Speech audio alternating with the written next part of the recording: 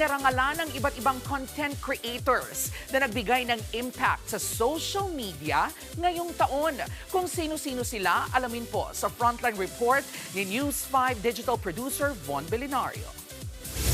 Sa dami ng content sa social media platform na TikTok, let's use our clout wisely.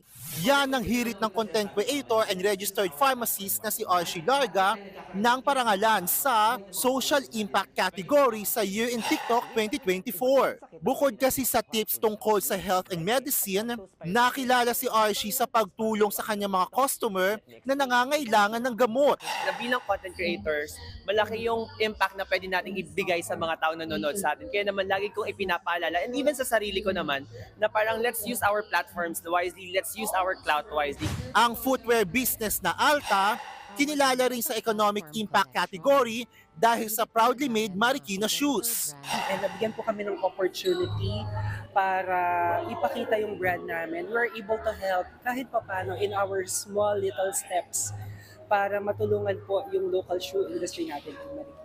Kinilala sa event ang iba't ibang social media personality, organisasyon at negosyo na gumawa ng economic, social at cultural impact sa nasabing platform. Kabilang sa ginawaran sina Jax Reyes na kilala sa financial content at Love Yourself na tungkol sa HIV awareness. Sa economic impact naman, ang Josefina's homemade food.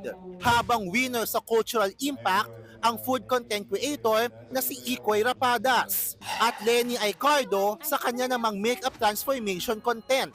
Nagbabalita mula sa Frontline, Von Belinario, News 5. Mga kapatid, ito po ang inyong K-Alaman Queen, Kalad Karen. Always remember na ang K-Alaman ay K-Yamanan. Kaya para sa latest showbiz news at dagdag impormasyon, mag-follow at mag-subscribe sa social media pages ng News 5. Okay?